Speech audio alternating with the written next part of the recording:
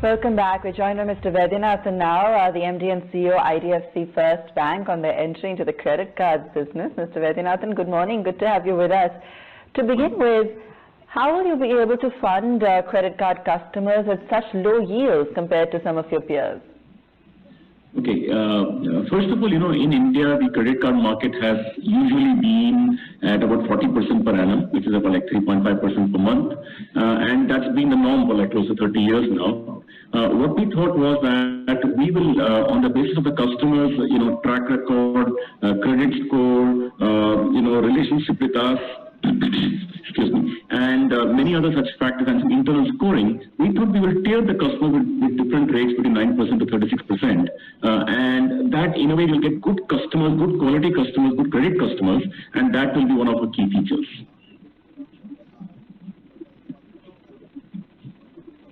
Okay, fantastic. I also want to get a sense of the timing as well and the thought behind that. The kind of opportunity that you're obviously sensing here. And you've clearly gone ahead with the strategy of undercutting competition quite aggressively with the kind of rates that you're offering. So just tell us the thought and the rationale behind this.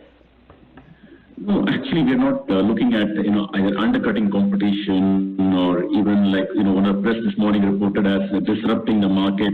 We don't use those terms internally, and that's not how we think.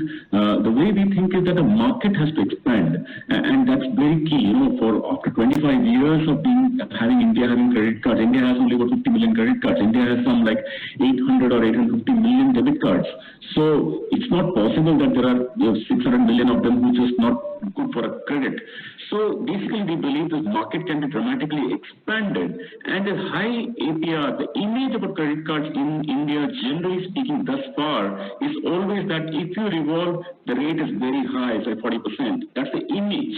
We believe that if we offer rates varying from 9% APR to 36, the image also changes. The credit card industry also gets a benefit. The market expands. We should think in terms of expansion market, not in terms of disruption and all that.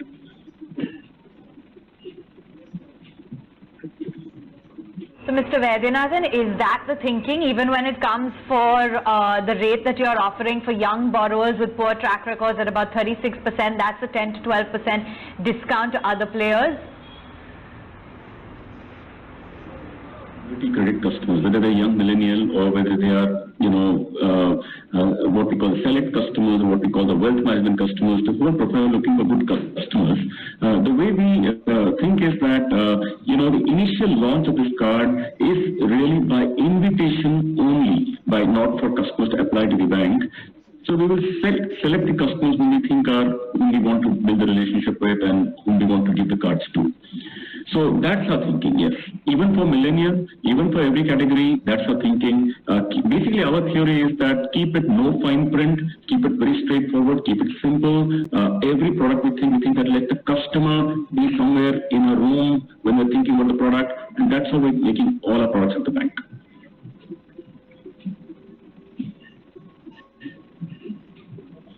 Are you not worried, though, about your asset quality then, that there may be a surge, particularly coming in from the potentially younger borrowers that you will lend to? What's the trajectory for asset quality?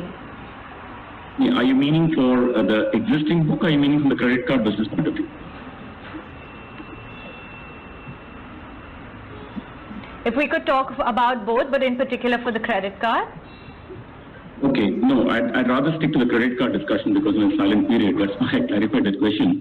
So, no, as far as credit card is concerned, like I said, we will offer, of course, credit card to millennial and every income category and every age category. But like I said, even on millennial, we will be focused on the customers.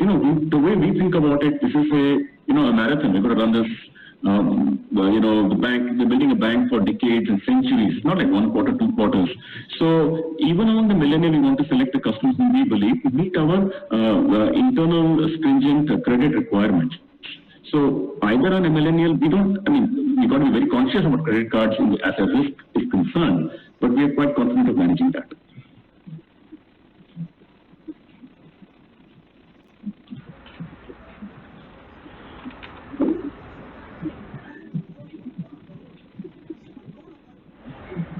Okay. And can you tell us where you're seeing the largest opportunity when it comes to sourcing customers? Would it be metro, tier 2? What's the breakup? Right now, it's for existing customers. Is the way we defined it. So by March of this year, we'll probably put out close to about 200,000 cards. The existing customers, but eventually as a bank, we're going to be in tier 1. Of course, we're going to be metros and everywhere. We're going to be in tier 2. We are very much in rural. So, see, for example, think of rural, for example. The rural market, the number of credit cards are really nothing. It's like a round of a fraction in terms of number of cards and issuance. We will go there as well. So we will gradually expand our business to pan country, pan segment, because we're a universal bank. We deal with so many customers. On a savings account front, we are getting, as all of you know by now, our deposit numbers are getting a lot of customers keeping deposits with us. People who keep balances with us, we'll give them card. So you think about it like a all India launch. It's not like tier 1, tier 2, tier 3.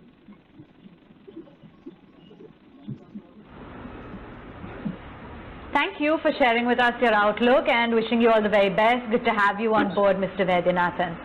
That's the word coming in, focusing on the credit card business, the opportunities for growth, the kind of rates as well for IDFC FIRST Bank. But with that, we're completely out of time. So with news that we're down 0.5% for the frontliners at 14,510.